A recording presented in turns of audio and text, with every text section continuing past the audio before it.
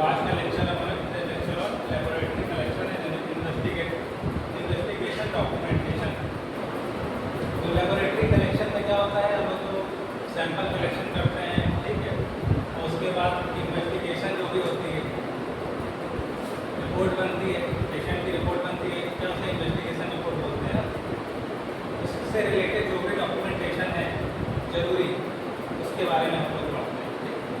उसमें क्या है, पहला क्या है, इंटरप्रेटिंग इन्वेस्टिगेशन स्लिप, और उसमें हम लोग इस लेक्चर में क्या पढ़ेंगे, नेसेसरी इक्विपमेंट। दो चीज़ें पढ़ेंगे आज के लेक्चर में। इंटरप्रेटिंग इन्वेस्टिगेशन स्लिप क्या होती है उसके बारे में पढ़ते हैं इंट्रोडक्शन में। Investigation slip is a written order from a physician asking for diagnostic.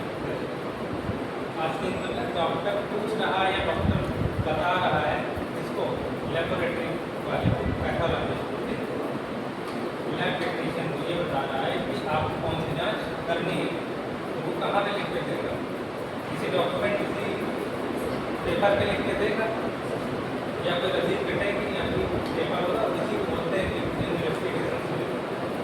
जो जांच करनी है उसकी slip and investigation slip is a written order. Doctor लिख के देता है एडवाइस, ATB लिख के नीचे लाइन लिखता है एडवाइस, नीचे CBC लिखा रहता है, वो सब रहती है जांचें, ठीक। इन्वेस्टिगेशन स्लिप पर सारी इन्वेस्टिगेशन लिखता है, ब्लड टेस्ट हो या कल्चर हो, स्टूल हो, ब्रेन एग्जामिनेशन हो, सारी चीज़ें इसी पे जाती है, ठीक है। It serves as a communication tool between clinician and patient and laboratory. ये इन्वेस्टिगेशन स्लिप एक डॉक्टर को, एक पेशेंट को और लैब के बंदे को आपस में इंटरकनेक्ट करती है। मरीज के डॉक्टर के पास दिखाने, ठीक, वहाँ पर पर्ची कटी, इन्वेस्टिगेशन स्लिप बोलते हैं उसको। मैं भी आज आया भी था लेकिन वो बैठ के रखा investigation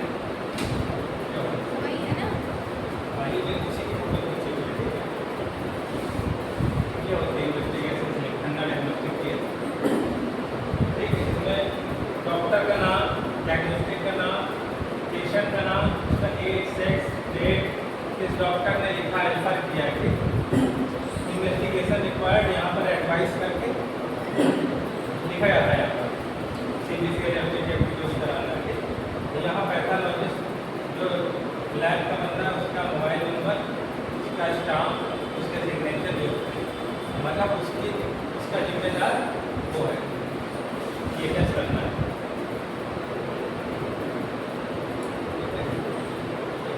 investigation slip doctor, patient और लेबोरेटरी के बीच में इंटरकनेक्ट करते हैं। कैसे?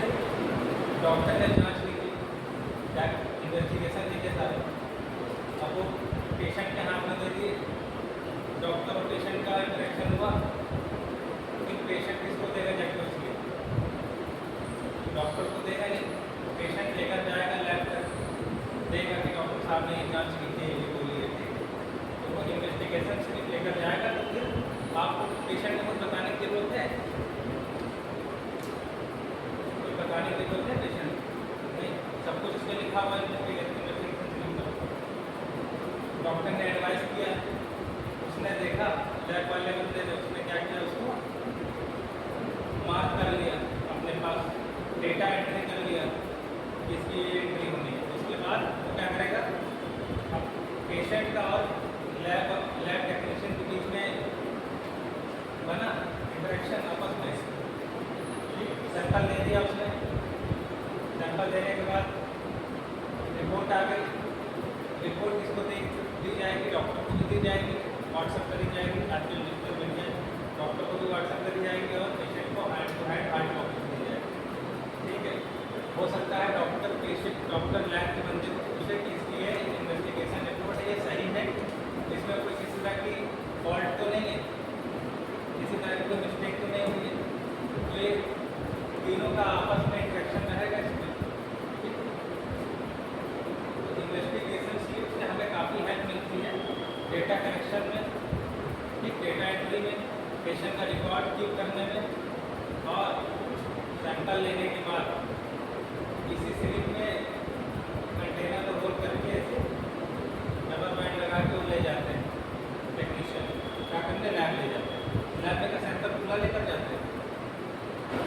वाइल को सैंपल कलेक्ट करने के बाद वाइल को कैसे लेते हैं, बैग में ऐसे डाल देते हैं, उसके पेशेंट की डिटेल रहती है, स्लिप रहती है और जो ये इन्वेस्टिगेशन स्लिप रहती है ये साथ में रैप रहती है।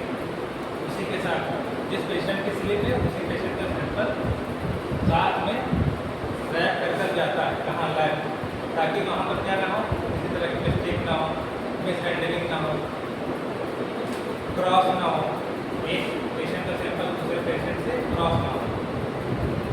इसलिए purpose of N investigation slip, इसका पर्पस क्या है इन्वेस्टिगेशन स्लिप का? Communication between clinician and laboratory. तो डॉक्टर और लैब के बंदे के बीच में, जो लेबोरेटरी टेक्नीशियन है उसके बीच में कम्युनिकेशन आसान हो जाती है, क्योंकि फ़ोन में बताया कुछ और जो चीज़ रिटर्न में है उसमें मिस्टेक नहीं हो सकती। अगर कम्युनिकेट करते हैं मोबाइल के थ्रू तो आपने कुछ बोला डॉक्टर ने कुछ सुना, आपने 5 बोला डॉक्टर को 7 सुनाई पड़ा। ये इसकी स्लिप पे सारी डिटेल होती है। आपने डॉक्टर ने बोला क्या जांच करनी है तो आपने कुछ और बोला, डॉक्टर ने कुछ और बोला आपने कुछ सुना, ठीक है। डॉक्टर बोल रहा है एपी लेटर करना है, ठीक है, आपने एंटीरियर को क्लियर कर दिया, एक्सरे की बात उसमें इसीलिए जब डेटा लिखा हुआ है आप भी सेफ हो, कोई आप तक क्लेम नहीं कर सकता। आपको स्लिप पे लिखा है कि ये एंटीरियर पोस्टीरियर होना था, सर आप ही ने लिखा था, ये देखने को तो कम्युनिकेशन अच्छा होगा तो एक्यूरेसी हमें सही मिलेगी, सही रिपोर्ट बनेगी, सही इन्वेस्टिगेशन होगा।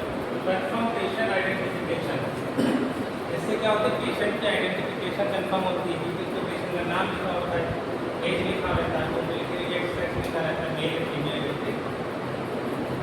तो पेशेंट की डिटेल रहेगी तो आप सैंपल से उस स्लिप को मैच करा लोगे और किसी तरह की कोई फॉल्ट नहीं होनी पाएगी डेटा एंट्री में, क्योंकि अगर डेटा एंट्री में मिस्टेक हुआ, सैंपल इधर का उधर हो गया तो आपकी रिपोर्ट जो आएगी, ठीक है, पता चला कलावती की रिपोर्ट थी है ना, उसको लता में लिख लोगे, ये होगा ना आप उसमें चेंज हो गया सैंपल, या टेस्टिंग सही हुई रिपोर्ट चेंज हो गई, आपने लैब में उसकी टेस्टिंग सही करी लेकिन केवल रिपोर्टें एक्सचेंज हुई, तो जिसका सैंपल उसी के साथ में इन्वेस्टिगेशन की रहती है, पेशेंट एज लिखी रहती है तो हमें आसानी, जिसको आप रिपोर्ट देने जा रहे हैं, मान लो पेशेंट की उम्र है 60 साल, ठीक, 60 या पेशेंट आप रिपोर्ट लेके जा रहे हैं, उस पर लिखा हुआ है 25 ईयर। इससे इन्वेस्टिगेशन से में अगर गलती होगी तो आपकी रिपोर्ट भी उसी बेस पे बनेगी, उसमें गलती हो जाएगी तो फिर रिपोर्ट में भी वही चीज़ लिख के आएगा, तो आप गलत इंसान को रिपोर्ट दे आओगे, उससे क्या होगा, उसका ट्रीटमेंट भी गलती होगा, जाँच गलती होगी। प्रोवाइड क्लिनिकल कोरिलेशन, ठीक है, चीज़ों को आपस में जोड़ने में आसानी होती है क्लिनिकल, क्योंकि उस पर कभी कभी डॉक्टर ये भी लिख देता है कि किस डिजीज़ के लिए कौन सी जाँच होनी है, वो क्लिनिकल पे आता है, ठीक है। तो कोरिलेशन मतलब हमें उसे आपस में मिलाने में आसानी हो जाती है, ठीक है। जैसे टीबी के लिए डॉक्टर ने लिख दिया अमाउंट ऑफ टेस्ट कर दो क्लिनिकल, उससे आसानी हो जाती है कि हाँ इस पेशेंट को जो लिखा गया है जो जाँच लिखी गई वही जो है पेशेंट भी बता रहा है, इस डॉक्टर साहब ने बोला था कि जाँच होगी है, वही कागज पर भी लिखी इन्वेस्टिगेशन से लिख कर आप मैच करा लोगे, ठीक है। आप सीबीसी करने चले गए, डॉक्टर ने लिखा था पीपीटी, अब आप वहाँ लेकर चले गए माइक्रोबियल उनका लेके, ठीक है। अब पेशेंट क्या करेंगे, डॉक्टर ने बोला था कि यहाँ पे नहीं होगी क्योंकि यहाँ से ब्लड से होगी, तो आप सोचो कि डॉक्टर ने उसको बोला है ब्लड से जाँच होगी, तो मतलब ये वाली नहीं होती, एक बार आप क्रॉस चेक कर पाओगे ना। पेशेंट से आपने पूछा, पेशेंट ने कुछ बताया और ये पर्चे पे लिखा हुआ इन्वेस्टिगेशन से लिख वो दोनों आपस में आप मैच करा लोगे, तो डॉक्टर ने उसको जो जाँच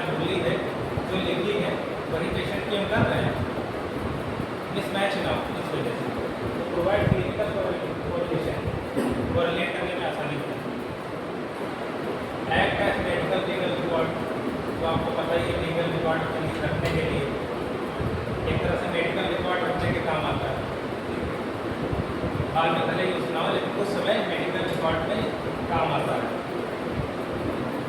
फाइल में लगानी पड़ती है।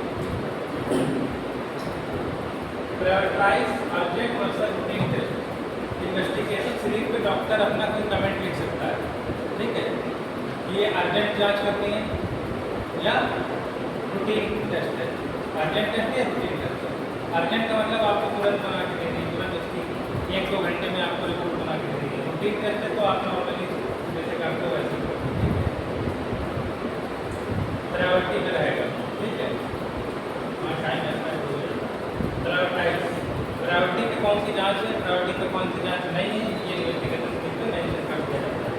सपोर्ट्स बिलिंग एंड डॉक्यूमेंटेशन, तो बिल बनाने में, डॉक्यूमेंट कलेक्ट करने में आसानी हो जाती है, ठीक है।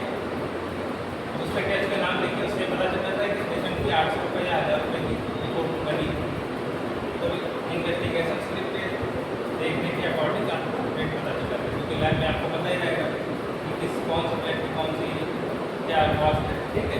तो आप देखोगे सी है 400 रुपये की है, जबकि 600 रुपये की है, 600 रुपये की। आप उसका एक एस्टिमेट बना सकते, बता सकते हो पेशेंट कि आपकी जाँच कितनी की। तो ये बिलिंग में सपोर्ट होता है। बिलिंग में एक था ना कैश इसका मतलब पेशेंट पेमेंट करेगा ना जाँच का, तो बिलिंग में सपोर्ट मिल जाती है। Documentation components of N investigation slip, आज का टॉपिक है आपका इन्वेस्टिगेशन स्लिप और लैब इक्विपमेंट ये सब, ठीक है। जहाँ तक हो जाएगा वहीं कवर करेंगे। Components of N investigation slip, investigation slip में क्या क्या रहता है, नीचे पिक्चर में भी मैंने दिखा दिया है। पेशेंट आइडेंटिफिकेशन डिटेल, मतलब male female identification detail, male female clinical detail, clinical detail मतलब सब किस तरह की क्या डायग्नोसिस क्या उसकी बन रही है, ठीक है। कहीं ओपीडी का डायग्नोसिस क्या बन रही है, मतलब मलेरिया का उसकी जाँच बनी है, टाइफाइड की जाँच बनी है, ठीक है। उससे ये हेल्प हो जाता है। मान लो नीचे टाइफाइड लिखा है लेकिन हमको नहीं समझ में आ रहा है कि नीचे लिखा गया डॉक्टर साहब ने अपनी राइटिंग में, ऊपर अगर टाइफी लिखा हुआ है, ठीक, टाइफाइड कंप्लेन ऑफ टाइफाइड है, ठीक है, एडवाइस फॉर टाइफाइड टेस्ट, तो आपको पता चले टाइफाइड के लिए टाइफी लिखा हुआ है, ठीक है, तो कोरिलेट करने में आसानी हो जाएगी। टेस्ट रिक्वेस्टेड, फिर एडवाइस लिख के नीचे पे कितने रिक्वेस्ट करे जा रहे हैं, 3 जाँचें 4 जाँचें, CBC की टाइफाइड करें जो भी लिखा जाता है, ठीक है। वो टेस्ट डॉक्टर रिक्वेस्ट कर रहा है कराने के लिए, ठीक है। किससे रिक्वेस्ट कर रहा है? पेशेंट से नहीं, लैब वाले की इन्वेस्टिगेशन से उनका पेशेंट से नहीं लेने देना चाहिए। पेशेंट तो एक मीडियम है, डॉक्टर से लेके आपको दे देंगे, क्योंकि जाँच देखनी डॉक्टर को है, करनी अपनी लैब वाले को है, पेशेंट को ट्रीटमेंट कराने आया है, ठीक है, उससे नहीं होता, ठीक है। डॉक्टर रिक्वेस्ट कर रहा है कि आप ये जाँच कर सकते हैं। स्पेसिफिक डिटेल क्या लेना है, स्पूटम है, यूरिन है। स्पेसिफिक मतलब क्या होता है? सैंपल, हिंदी में नमूना, क्या सैंपल लेना है, उस सैंपल की डिटेल। कल्चर होना है तो क्या स्पूटम का कल्चर होना है, सैंपलिंग होनी तो ब्लड का सैंपलिंग होनी है। अर्जेंसी ऑफ रिक्वेस्ट, कितने जल्दी चाहिए, डॉक्टर को रिपोर्ट जल्दी चाहिए तो वो बोलेगा कि जो है अर्जेंट है, ठीक है, तो अर्जेंसी है। डॉक्टर्स डिटेल, डॉक्टर का नाम, उसकी क्वालिफिकेशन, ये भी मेंशन होता है, MBBS है, MBBS MD क्या है, ठीक है। Date and time of request,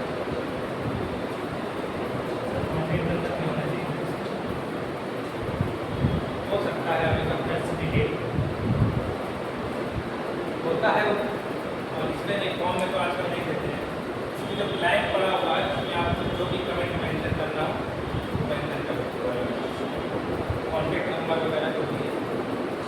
lab technician का नंबर रहता है, उसकी स्टाम्प रहता है, पेशेंट का नंबर पेशेंट आप मुझे मतलब पेशेंट है ना, इसमें नंबर तो सबका है, पैथोलॉजी का नंबर है, यहाँ जो करेक्शन करने जा रहा है उसका नंबर है, जो जांच होनी है इसमें टिक भी लगा सकते हैं, टिक भी लगा सकते हैं और यहाँ पे लिख भी सकते हैं और यहाँ पर मेंशन भी कर सकते हैं कोई स्पेशल कमेंट है।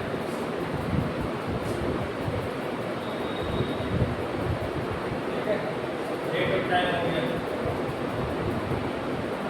Steps in interpreting and investigations with verify patient identity, check completeness of filling, सारे कॉलम भरे हुए हैं। ठीक है, ये चेक करना है पेशेंट का नाम, एज, सेक्स सही है लिखा हुआ है। ठीक है, ये वेरीफाई करना है। आपने क्या बताया था, अपनी 25 साल बताई थी, तो उसके अलावा 25 क्रॉस चेक हो गया। ठीक है, अंडरस्टैंड लीगल कंटेक्स्ट, जो भी डॉक्टर ने लिखा हुआ है लीगल से रिलेटेड जो भी बातें वो आपको समझ में आनी चाहिए। वो आपको जब मेडिकल टर्मिनोलॉजी पता रहेगी तो आपको समझ में आएगा। रीड टेस्ट रिक्वेस्ट केयरफुली, सारे टेस्ट के बारे में सही से पढ़ लो आगे कंफर्म करके, आगे टेस्टिंग के लगाने के पहले। ठीक है, जैसे कोई चीज़ कभी राइटिंग नहीं समझ में आ रही तो कंफर्म करना जरूरी, डॉक्टर को कॉल लगा के कंफर्म कर सकते हो कि सर आपने जो लिखा है, क्योंकि डॉक्टर का नाम तो लिखा है ना, और हो सकता है नंबर भी लिखा हो, पेशेंट के पास तो हो गए क्योंकि पेशेंट लिख रहा है डॉक्टर, उससे कॉल करके कंफर्म कर सकते हो सर आपने जो लिखा है वो सही है, ये करनी है। कभी कभी डॉक्टर भी लिखता है जांच लेकिन वो कंफर्म श्योर नहीं रहता है, क्योंकि उसे नहीं पता है कि लैब में कौन सी टेस्ट अवेलेबल है, कौन सी अवेलेबल नहीं है। मान लो आपने कहा कि तो हमारे यहाँ टेस्ट होती नहीं है, तो आप डॉक्टर को कॉल करके कहोगे सर ये टेस्ट हमारे यहाँ अवेलेबल नहीं है, तो डॉक्टर आपको एक टेक्नीशियन बोलेगा कि ये नहीं है तो उसकी जगह पर confirm specimen type and preparation. Specimen type किस तरह का स्पेसिमेन है, यूरिन है, ब्लड है, किस स्पूटम है, किस सीएसएफ है, क्या है, ये सब चीज़ें कंफर्म कर लो। प्रायोरिटाइज अकॉर्डिंग टू अर्जेंसी, वही बात नहीं जैसा कार्पेट उस हिसाब से रिपोर्ट बना के देनी है। जैसे आपका ढेर सारी टेस्टिंग लगी हुई है, आपके पास 50 टेस्ट आए हुए हैं ब्लड में, तो जिसका प्रायोरिटी लिखी हुई है वो आप पहले करोगे टेस्ट। डॉक्टर ने कहा ये हमें अर्जेंट चाहिए तो उसकी रिपोर्ट पहले करोगे ना, कि आप ऐसा करोगे कि जो पहले आया तो ठीक पहले जाना। मेडिकल में इमरजेंसी में क्या होता है, हॉस्पिटल में मरीज आया इमरजेंसी में, तो अब जो इमरजेंसी में आया उसको पहले देखा जाता है, ये तो नहीं कहा था आप बाद में आप पर बाद में लगेगा। तो इसी तरह रिपोर्ट में भी है, जहाँ इमरजेंसी से पहले होगी।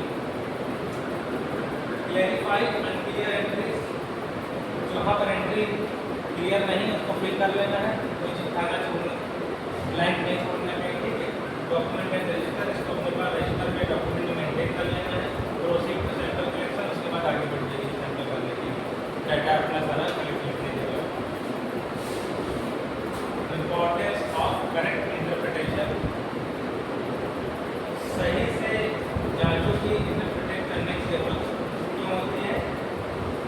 प्रिवेंट डायग्नोस्टिक एरर, जांच में कोई गड़बड़ी ना हो जाए, इस वजह से इंटरप्रिटेशन मतलब मिलान करना। ठीक है, इंश्योर टाइमली ट्रीटमेंट, ये तो नहीं आता है ट्रीटमेंट डॉक्टर को सुना है। ठीक है, ट्रीटमेंट का ऑप्शन नहीं देते। प्रोवाइड क्लिनिकल कोरिलेशन, ठीक है, डॉक्टर क्लिनिकल का कौन देख रहा है, डॉक्टर देख रहा है, पेशेंट में ट्रीटमेंट हो रहा है, तो डॉक्टर से रिलेशन बना के रखना है, कोरिलेट करते रहना है। ठीक है, मेंटेनेंस, सर और कोई जांच नहीं करानी है, लैब टेक्नीशियन आपने जांच करी, उसके बाद आपको कुछ लग रहा है कि इसमें कुछ कमी रह रही है, तो आप डॉक्टर से पूछ सकते हो सर इसमें कुछ और जांच नहीं करानी, मतलब तो ये जैसे इसमें ये वाली नई जांच आई है ये कर सकते हैं। या कभी कभी डॉक्टर से मिस हो गया, डॉक्टर ने लिख दिया एक जांच छूट गई, तो आप एडवाइस कर सकते हो सर ये वाली जांच नहीं करते। अब आप डॉक्टर से ये तो नहीं कह सकते कि सर आपने जांच नहीं लिखी, आप भूल गए, नहीं कह सकते। अब ये कह सकते हैं कि सर ये जांच कर दूँगा, हो सकता है डॉक्टर के क्लिनिशियन के दिमाग से मिस हो गई हो जांच, उसे याद आ जाए, हाँ ये जांच भी होनी चाहिए, मिस्टेक सभी से हो सकती है। तो आप कोरिलेट कर लोगे, ठीक है, क्लिनिशियन से, डॉक्टर से कोरिलेट कर लोगे तो एरर नहीं होगी इतनी भी है, ठीक है। Maintains quality control and safety, जिसको आपको पढ़ चुके हो सेफ्टी के बारे में। क्वालिटी कंट्रोल मतलब सारे लैब के अंदर कैसे काम करना है, ठीक, सेफ्टी से करना है। तो जो क्वालिटी है, जो क्वालिटी होनी चाहिए वही क्वालिटी के अकॉर्डिंग में काम करना है, ठीक है। तो बताया था एक ही बेच में सारी जांचें फैली पड़ी है, तो वो क्वालिटी के अकॉर्डिंग वर्क हो रहा है कि नहीं, नहीं ना। एक ही जांच में 2-3 सैंपल लगे हुए पेशेंट के तो मिक्स हो सकते हैं ना, उसमें इन्वेस्टिगेशन एरर हो सकती है उसमें। Serves as medico legal record, medico legal record में हेल्प होती है इससे, ठीक। ये हो गया, ये दिखा दिया मैंने। तो इसमें लिखा है ना साइटोलॉजी टेस्ट है, इनके पास सुविधाएं क्या क्या अपने पास अवेलेबल है। इसको पैथोलॉजी में क्या हो गया, इसको मतलब टिश्यू से रिलेटेड जो भी जांच है, टिश्यू का सैंपल गया, बायोप्सी वगैरह, एफएनएससी, ठीक है। साइटोलॉजी में क्या हो गया, सेल्स, ब्लड सेल्स वगैरह होगा, हार्मोनल जांच हो गया, हार्मोनल का क्या हो गया, थायराइड प्रोफाइल हो गया, थायराइड की जांच होती है। और वो हार्मोनल प्रोफाइल चेक होता है मेल फीमेल का अलग से, ठीक है। एस्ट्रोजन प्रोजेस्टेरोन जितनी भी जांचें वो हार्मोनल ऐसे में आती है। एबीसी जैसे लिखा हुआ है एनालिसिस, ठीक।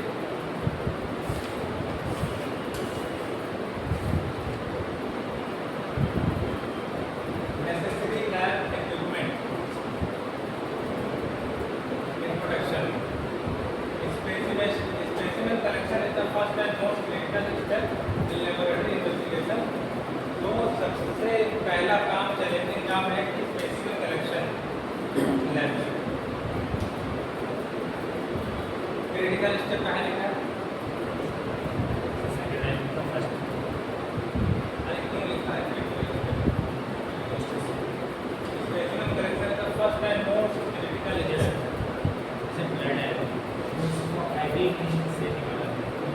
इसके लिए जैसे हाँ, इसमें जैसे क्रिटिकल अच्छा सिरिंज से निकालेंगे तो क्रिटिकल नहीं सर, उसका है रोल है सैंपल कलेक्शन, हाँ। उसके बिना हम लोग ब्लड टेस्ट नहीं कर सकते। नहीं स्पेसिमेन का स्पुटम का नहीं ले सकते बिना सिरिंज के। स्पुटम में जाएगा तो सिरिंज की जरूरत थोड़ी ना पड़ेगी, यूरिन में जाएगा तो सिरिंज की जरूरत थोड़ी ना पड़ेगी, तो ब्लड सैंपलिंग के लिए। क्रिटिकल स्टेप क्या है, स्पेसिमेन कलेक्शन में क्या मिस्टेक बहुत हो जाती है, ठीक है। जैसे हमें यूरिन का सैंपल चाहिए, वो मॉर्निंग का चाहिए, ठीक। अब पेशेंट ने तुम्हें लेट कर दिया है, बता भी नहीं रहा पेशेंट, आपने कहा जैसे हमें टेस्ट के लिए फर्स्ट यूरिन का सैंपल चाहिए, अब उसने सेकेंड यूरिन का सैंपल दिया, वो आपसे बता रहा है फर्स्ट यूरिन का है, ठीक है। ये भी क्रिटिकल में क्या है, क्रिटिकल स्टेप भी है, जहाँ गलती होने के चांस रहते हैं वो क्रिटिकल स्टेप है, ठीक है। ब्लड टेस्ट होना है, उसकी वेन्स तोड़ना, कभी पेशेंट की वेन्स नहीं मिल रही है, क्रिटिकल स्टेप, ठीक। आपने सैंपल लिया और उसको वहाँ पर हेमाटोमा हो गया, क्रिटिकल स्टेप। पेशेंट जाएगा, आपने सैंपल लिया था और क्या काला पड़ गया, क्रिटिकल स्टेप इसीलिए। और भी तमाम चीज़ें हैं, जैसे पीडियाट्रिक सैंपल कलेक्ट करना है, बच्चे का सैंपल, साल भर के बच्चे का क्रिटिकल स्टेप है, वेन्स तोड़ने के सैंपल कलेक्शन करना है। स्पेसिमेन कलेक्शन एक फर्स्ट स्टेप हो गया। Accurate result depend on correct collection.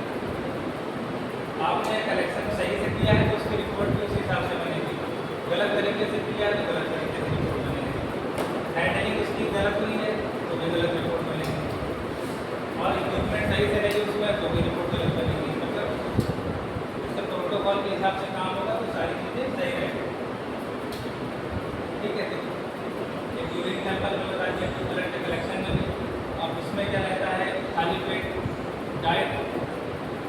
अब उसमें भी सैंपल, उसमें भी कलेक्शन एरर है।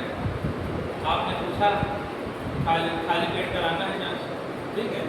अब आप गए, पेशेंट वहाँ एक वक्त चाय पी चुका है या उसने 2 बिस्किट खा लिए, अब वो सोच रहा है कि थोड़ी सी टूटी इससे उससे क्या प्रॉब्लम हो जाएगी, ठीक है, नहीं बताएंगे, आपने खाली पेट बोला, ठीक है। तो ये सब एरर हो जाती है, कुछ आपकी तरफ से एरर होगी, कुछ पेशेंट की तरफ से होगी। खाली पेट का पूरा आपने, अब ये ऐसा होता है, प्रैक्टिकली ऐसा होता है।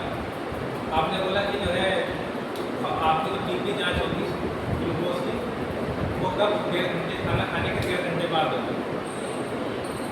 अब पेशेंट ये कह रहा है कि जो है तो जल्दी से जल्दी ये काम हो जाए, मेरा मुझे ऑफिस निकलना है, क्योंकि एक सैंपल आपने जो है 8 बजे दिया फास्टिंग का, उसके बाद टीबी आपको लेना है 1.5 घंटे बाद, 10 साढ़े 10 बजे। पेशेंट को निकलना है 9 बजे ऑफिस के लिए, तो वो आपको बोल देगा कि हमारे ले लीजिए, तो आपको पता, आप उसने बोल दिया ले लीजिए, आपने ले लिया, क्योंकि आपके पास काम होगा, आप भूल गए, मान लो 100 पेशेंट आ रहे हैं, 50 पेशेंट है, आपको नहीं याद रहेगा कि इसको मैंने 1.5 घंटे बाद बुला था, ये जो है आधे घंटे बाद आके खड़ा हो गया, तो आपने ले लिया, तो उसमें भी सैंपल टेस्ट गलत आएगा ना, इन्वेस्टिगेशन रिपोर्ट गलत आएगी ना, इन्वेस्टिगेशन रिपोर्ट केस लिख हो गई, उसके बाद आपकी इन्वेस्टिगेशन रिपोर्ट, तो इन्वेस्टिगेशन रिपोर्ट गलत हो जाएगी। एक्टिव रेट डिपेंड करता है टोटली कलेक्शन पे, किस तरह से कलेक्शन हो रहा है, ठीक। जैसे हम लोग किस तरह से करते हैं ना, ग्लूकोज की टेस्ट, ब्लड ग्लूकोज की टेस्ट करते हैं हम लोग, इंस्ट्रूमेंट से भी करते हैं ना, किट से, लैंसेट से, उसमें जो फर्स्ट ड्रॉप होता है क्लीन कर देना चाहिए ना, यस। लेकिन अगर उसको हम लोग फर्स्ट ड्रॉप क्लीन कर ना करके ऐसे करते तो उसका लो कंसंट्रेशन दिखाएगा शुगर का, ग्लूकोज कम दिखाएगा। तो ये पहला जो स्टेप, क्रिटिकल स्टेप है स्पेसिमेन कलेक्शन, तो इसी में ही आता है।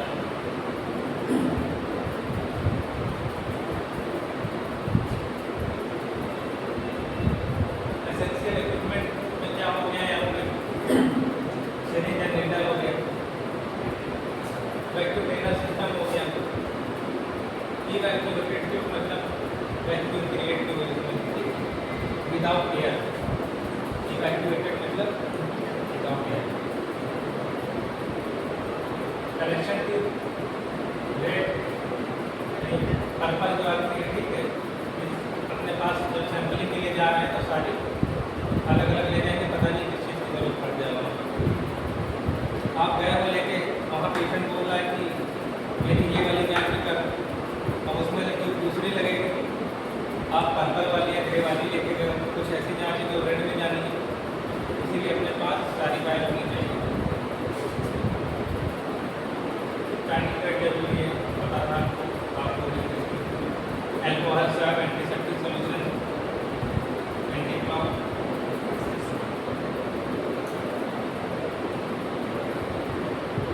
एसेंशियल इक्विपमेंट और चाहिए, sterile water falls, cotton fall क्यों चाहिए, ठीक है भाई, कॉटन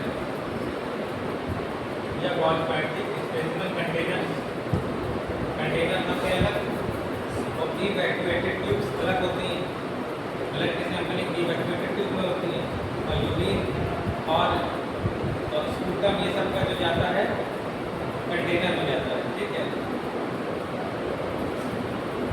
और ब्लड कल्चर का भी जाता है, ठीक है। लैंसेट आपको ज़रूरत होती है कैपिलरी ब्लड के लिए, capillary tube, micro haematocrit tube, इसकी जरूरत नहीं पड़ती ज़्यादा, ठीक है, इसकी लैब की जरूरत पड़ती है, वहाँ पेशेंट कलेक्शन मान लेता है आपकी लैब में, वहीं ठीक हो कैपिलरी का बट जब भी आएगा तो बहुत फाइन नीडल की जैसे ट्यूब जो होती है कैपिलरी ट्यूब होती है, माइक्रो हेमाटोक्रिट ट्यूब। तो अच्छा, ब्लड क्या होता है, ब्लड सेल्स तो बहुत माइक्रोमीटर में होते हैं, ठीक है, तो कैपिलरी ट्यूब से सक कर लिए जाते हैं। आप कैपिलरी टेस्ट करोगे तो ब्लड आप ऑटोमेटिक शक हो जाता है, क्योंकि वो अपने पास पड़ा होगा फिजिक्स में कैपिलरी फ्लो, बर्नौलिंग, बर्निंग वगैरह।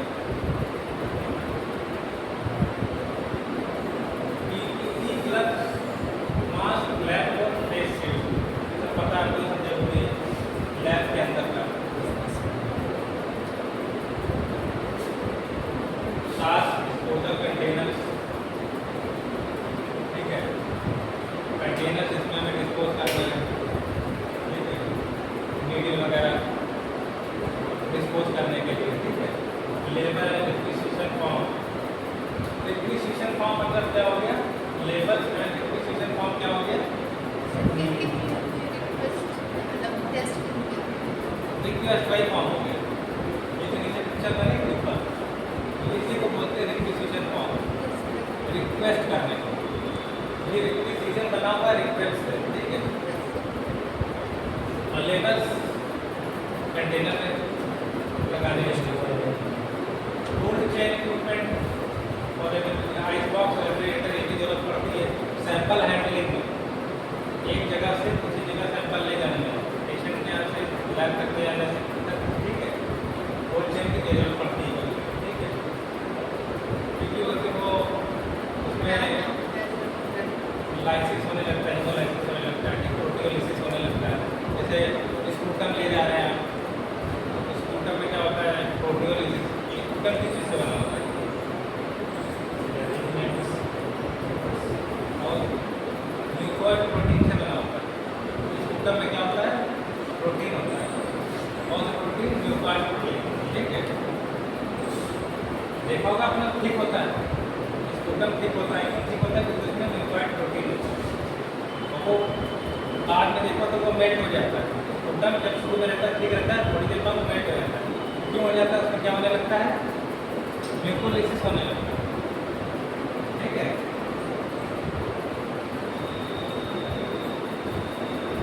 प्रॉपर डॉक्यूमेंटेशन सिस्टम आपके पास होना चाहिए, उसमें डॉक्यूमेंटेशन सिस्टम में क्या हो गया, ये हो गया लेबल्स और रिक्वेजिशन फॉर्म, ठीक। ट्रांसपोर्ट बॉक्स होना चाहिए। ट्रांसपोर्ट बॉक्स मतलब कि एक छोटे से बैग में सारे सैंपल भर लिए, वैसे नहीं। देखा जाए तो प्रोटोकॉल के हिसाब से आपको उसको सैंपल हैंडलिंग अलग से बॉक्स होना चाहिए, ठीक है, जिसमें सारे सैंपल अलग अलग हों, ठीक। इम्पॉर्टेंस ऑफ प्रॉपर इक्विपमेंट, तो प्रॉपर इक्विपमेंट इसकी इम्पॉर्टेंस क्या है, प्रिवेंट कंटामिनेशन ऑफ सैंपल। ये सब चीज़ें जो हमें ज़रूरत पड़ रही है किस वजह से, उसका किसमें यूज़ होना है, ताकि हम लोग प्रिवेंट कर सकें क्या, कंटामिनेशन, सैंपल एक दूसरे में मिक्स ना हो, ठीक। एक का नेगेटिव एक का पॉजिटिव, दोनों का पॉजिटिव पता चला बन गया, ठीक। उसके लिए बचने के लिए माइक्रोब्स, आपने ब्लड सैंपल लिया, आपने टिश्यू कलेक्ट किया, हो सकता है कि कहीं से ब्लड स्पेल कर जाए, इधर से उधर एक ड्रॉप भी काफ़ी है इन्फेक्शन स्प्रेड करने के लिए, सैंपल ऐसे सैंपल भी ले जाने के लिए, ठीक है। तो माइक्रोब्स ट्रेवल कर लेते हैं, हम लोग को नेकेड आई से तो नहीं दिखते, लेकिन ट्रेवल कर लेते हैं। प्रोवाइड एक्यूरेट टेस्ट रिजल्ट, तो प्रॉपर इक्विपमेंट उसकी इंपॉर्टेंस इसलिए क्योंकि टेस्ट का रिजल्ट बहुत हमारा एक्यूरेट आए, लेकिन एरर इन हैंडलिंग, गलतियों से बचने के लिए किसी तरह की कोई एरर ना होने पाए टेस्टिंग के दौरान, इसीलिए हमारे पास सही इक्विपमेंट होने चाहिए। क्यों, जैसे पता चला कि टर्निंग पॉइंट की हम कुछ और बांध रहे हैं, कोई कपड़ा बांध रहे हैं, ठीक है, आप अब वो कपड़ा बांध रहे हैं, कपड़ा भी पता नहीं कैसा हो, ठीक है। वहाँ पेशेंट के घर पे क्या करवा के कपड़ा लिया आपने बांध रहे हैं, ठीक, वो सही नहीं है, ठीक है। आप पेशेंट के यहाँ से कॉटन बांध रहे हैं, आपके पास अपना गॉज नहीं है, यही सब चीज़ इम्पोर्टेंट, प्रॉपर इक्विपमेंट आपके पास होना चाहिए। इसकी इम्पोर्टेंस क्यों दे दो, कहीं से भी कॉटन थोड़ी ना ले लोगे, कहीं से भी टर्निकेट थोड़ी ना ले लोगे, कहीं से भी ट्यूब थोड़ी ना ले लोगे, कोई भी सिरिंज ले लोगे, सिरिंज आप अपने सामने उसको पैकेट से निकाल के तो यूज़ करोगे ना। ये सिरिंज पेशेंट कह रहा है मेरे पास सिरिंज अभी रखी हुई है, ले लीजिए, अभी नहीं है, अभी यूज़ नहीं हुई है, अरे हमें उससे थोड़ी ना मतलब यूज़ हुई है कि नहीं हुई है, हमें तो इसका मतलब है कि वो कंटामिनेटेड है या नहीं है, डिकंटामिनेटेड। अगर वो पैकेट से फट चुकी है, 1-2 मिनट के बाद वो कंटामिनेटेड हो जाएगी, ठीक। तो रखी हुई ओपन रखी हुई सिरिंज में नहीं यूज़ करती है, ऑलरेडी कंटामिनेटेड हो गया, क्योंकि एयर के कॉन्टेक्ट में, एयर में माइक्रोब्स से तो कंटामिनेटेड हो जाएगा। रिड्यूसेस एरर इन हैंडलिंग, ठीक है। फाउंडेशन ऑफ रिलायबल डायग्नोस्टिक्स, तो ये एक रिलायबल जो भरोसेमंद जो हमारा जो डायग्नोस्टिक सेंटर है इसकी ये फाउंडेशन है।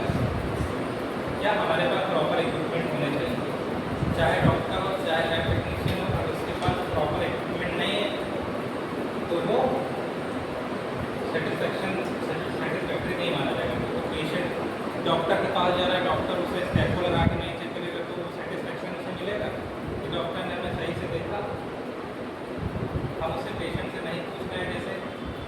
प्रॉब्लम क्या है, और ऐसे बिना डॉक्टर से बिना पेशेंट से क्वेरी किए उसको दवा लिख के दे दे तो वो सेटिस्फेक्शन होगा, उस पेशेंट को नहीं होगा। ठीक, उसी तरह हमारे पास प्रॉपर इक्विपमेंट नहीं है तो ना हमें सेटिस्फेक्शन होगा, ठीक है, ना रिपोर्ट सेटिस्फैक्ट्री आएगी।